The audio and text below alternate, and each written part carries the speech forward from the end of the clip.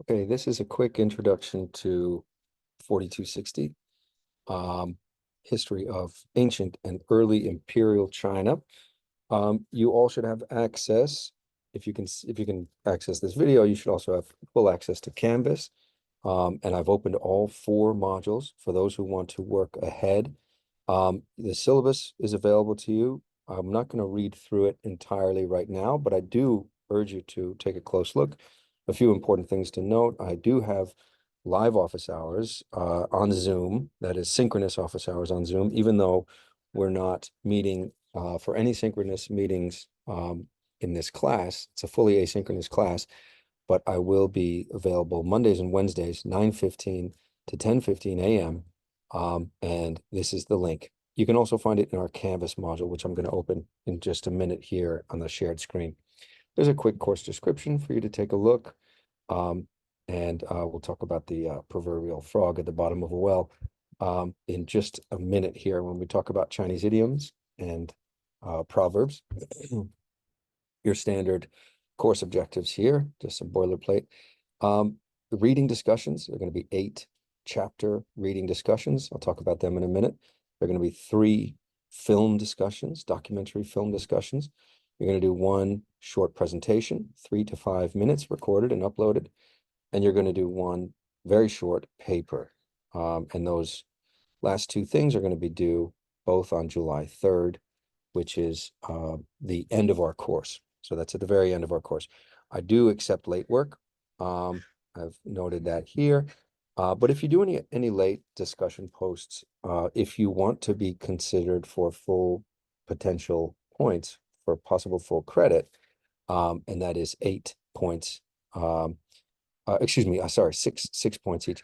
If you want to be considered for full points, you need to, if you submit late work, to do at least 2 or 3 50-word minimum replies to your classmates to show me that extra bit of effort that shows that you know that you got the assignment in late and you're taking an extra step now to make sure that you have access to the full possible points. Okay, those discussion posts are going to be on, as I said, on the chapters of the eBree text. This is the book right here.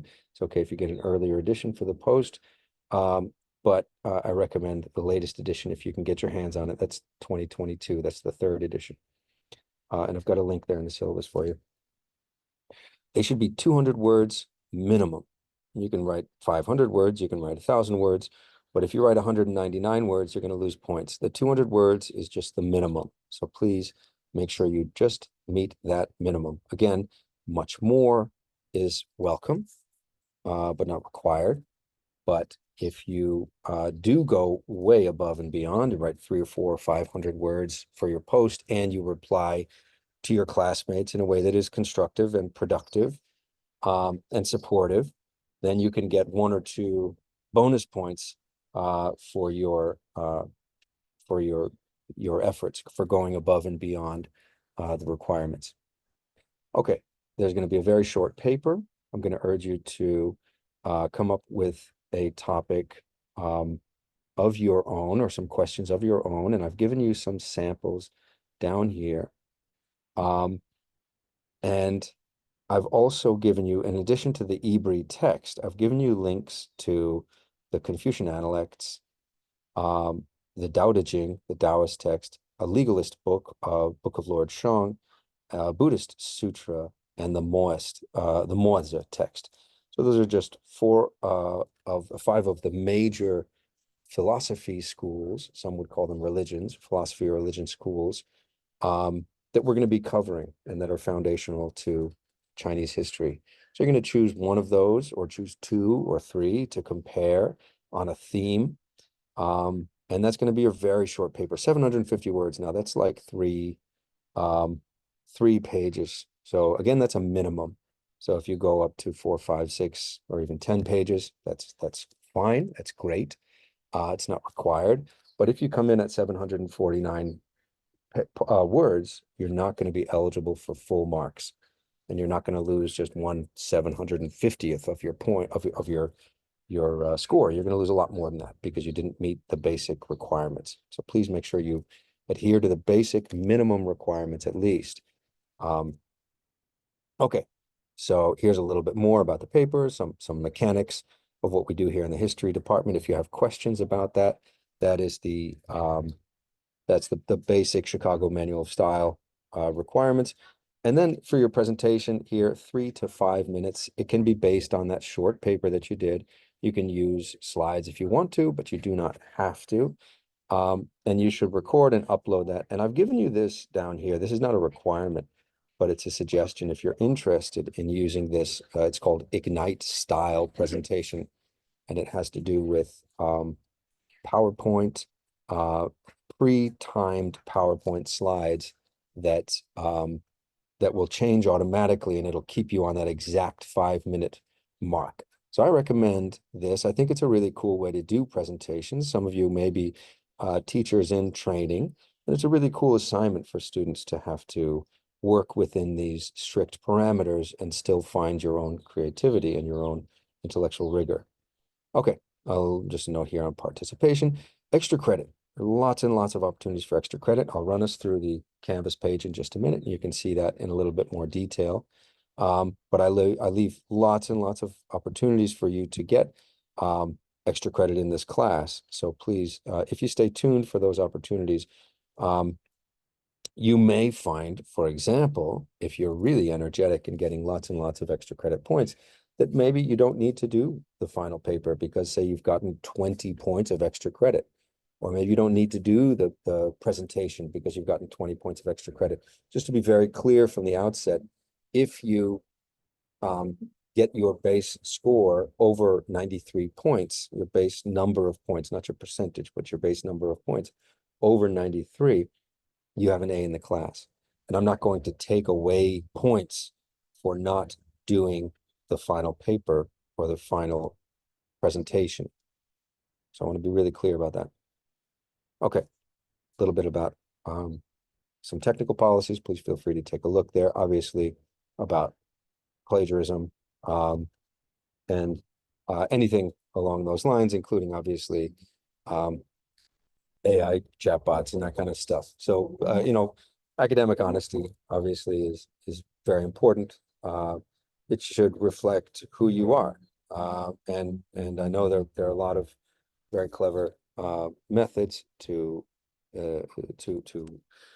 bypass the Turnitin and other academic honesty mechanisms that are in place. And I'll just say, you're doing yourself a disservice if you're dishonest by presenting other people's work as your own, or by having a chat bot, write something for you. It's a level of dishonesty, obviously, it's going to follow you. That kind of dishonesty is a habit, and you don't want to get into that habit. That it's a sort of laziness that's going to follow you. I say laziness, but actually a lot of people take a lot more effort to try to deceive Turnitin than they would require to simply do the assignment. And of course, you're gonna take those habits with you, and you're not going to take the learning with you. So this is a 4-week intensive course. You've got this. I think you're going to enjoy it. I think it's a lot of fun. So please do your best to adhere to the course requirements and do so in an ethical and an honest way. And that'll put you in good stead for the things that come next. All right. I've lined up 1, 2, 3, 4 4 week-long sessions here. They're very, very short. This is a very short summer course, only 4 weeks. So here you'll see these are the first readings that we're going to do. The Origins of Chinese Civilizations and Philosophical Foundations. Plus, please do also read the preface. This is week 1. And I've also given you a video.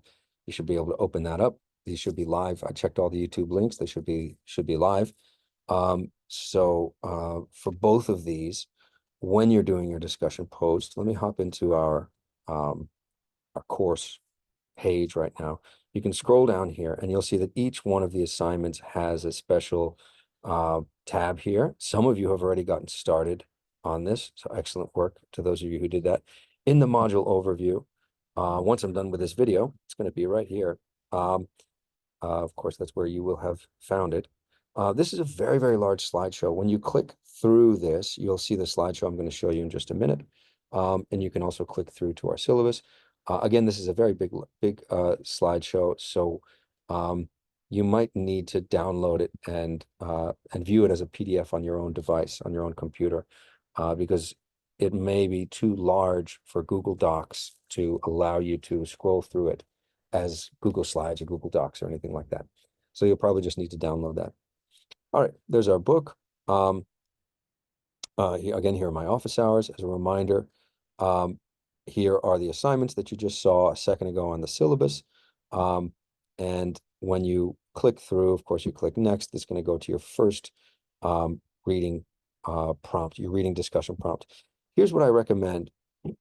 I recommend not trying to summarize the entire chapter. It's too much information there to summarize in 200 words.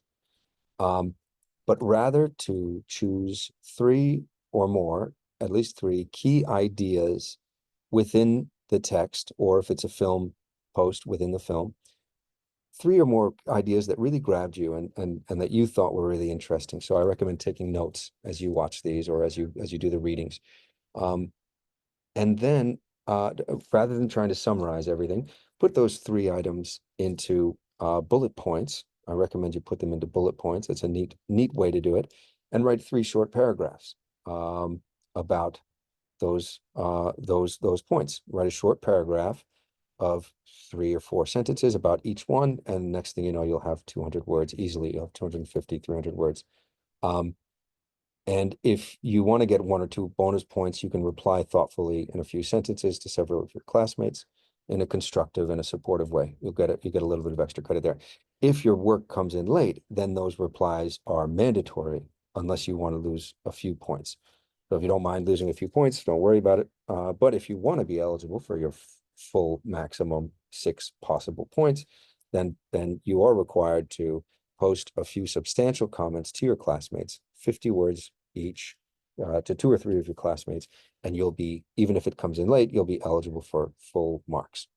Okay, I hope that's clear. I'm not going to scroll down here because some of your classmates have already gotten started. Very good work there. I haven't put the syllabus in the syllabus tab. It's just here in the modules. There, all of our modules are open already, as you'll see there, including the short paper and short presentation assignments. They're all ready to go. All the assignments are posted in each one of those modules. Chapters 1, 2, 3, 4, 5, 6, 7, and 8, and 3 documentary films, and then your final 2 assignments there. And I want to click through quickly to this extra credit form. This is the same format, 200 words. Look for a few key points to draw out. And then I've linked a few videos. This is a series of lectures that one of my academic heroes, Fred Wakeman, gave at UCSD when I was there. He's from UC Berkeley. He came down there in 2006 to give these lectures. They're really terrific. They're really, really exciting. And he takes this into the Qing, which we're not going to do, which is the last dynasty of China, 1644 to 1911. But he's really just one of the most interesting minds. I think he was, rather. He passed away soon after he gave these lectures in Chinese history. So I strongly recommend it. On the lighter side, here's John Green's crash course, History of China. And for each one of these, you can post individually, separately, for 3 possible bonus points each. And you'll see that there are many, many, many opportunities. So you can post and get 3 points for each one of these. Now, I talked about the Chungyus, or the idioms. You can click this link, and I'll switch in just a second so that you can see that. It's going to be a list of, let me see, how many? Let me see here, of 24 Chungyus. Actually, I've included a couple poems there. And you can do individual posts about each one of these Chungyus or proverbs. And I'd like to see if you can apply them. They're a little bit like Aesop's fables, and I'll switch over to that in just a second before we wrap up this short video. I'd like to see if you can apply them to situations in your own experience, whether it's from a book you read or something in the news, a movie, etc., something in your personal life, that can be applied here to what the lesson is in this proverb or idiom, this phrase. And then below that, we've got 3 documentaries. Some of you who've taken my 4310 class have seen these already, but you can also post about them if you want to. And then let's see, we've got 4 feature films, and these ones below this line are all about modern China. So for those of you who finish the course and or alongside your course reading for this ancient and early imperial China want to do a little bit more on modern China, then this is available to you as well. And you can bring your work right up into the 20th century here. Okay, so I'm going to move over here to let's see, switch to our Changyus, and I'll give you just a couple examples here of these Chinese proverbs or idioms. In Chinese, they're called Changyus, which is the name of this file. Now, again, this PDF is linked in the extra credit discussion forum that we just were looking at a second ago. Okay, this first one here gives you the Chinese characters. It also gives you the Chinese pinyin spelling here with the tone marks, and I'll talk about that in my next introductory video. This one is Jing Di Chi Wa, a frog at the bottom of a well. Jing Di Chi Wa. And this is a story of a frog who lives down at the bottom of a well, and he thinks he's very, very content. He can hop around and splash around in the cool pools of water down at the bottom of the well, and he can see this beautiful, beautiful world up at the top of the well. And he can, anytime he wants, he can glance up and see this beautiful, beautiful world. And he loves his well. He's very happy. He's very contented in there. And then one day along comes a tortoise, a sea turtle, a great sea tortoise. And he looks over the side of the well and he says, "Oh, hello, Mr. Frog." And Frog says, "Hello, tortoise." And they have a chat. Um, and first the frog wants to tell the tortoise about his wonderful well and how happy he is. And he tells him all about the things he can do. He can bounce around the walls and jump around and splash in his little pool of water down at the bottom of the well. And he can look up and see the beautiful world, this sort of spherical, circular world up above. And the turtle says, "Oh, it all sounds very nice." And the turtle then starts to go on and tell the frog about the great ocean and the great adventures that the turtle has had in the sea. And he goes on and on talking about the amazing creatures and the corals and the humans and all the things that the tortoise has observed in the wide world. Um, and the frog, listens silently, and they say goodbye. And after that, the frog realizes that he has been looking at the world as a frog at the bottom of a well. And so from that story, a little bit like in Aesop's fable, when you say in Chinese, "Jing Di Chua," when you say a frog at the bottom of the well, what you mean is somebody who is ignorant of a certain situation or ignorant of the ways of the world, or just doesn't know what's going on, but maybe really thinks that they do. So myopic or short-sighted, unable to see the world as it is, and sort of thinking that the world is just this little circle at the top of the well. So that expression in Chinese has come to take on that meaning. And this is one example, one really classic example of a Chengyu. And in this, you'll see I've added 20 more or so. And you can go through these. I'll go through a few more of these for fun. And you can also take what I've given you here and maybe find a place that explains these, but I can also go through a few more of these in a separate video that I'll do to accompany this. Okay, I hope this was helpful to get you started on the course. And I'll follow with another video on the Xia, Shang, and Zhou. And then I'll also have a special video on these Chengyus, on these proverbs for you all to get started. Okay, good luck in the course. You know where to find me by email, and please hop into my office hours anytime, and we'll have a great time, I hope, in this class. All right, let me go ahead and pause.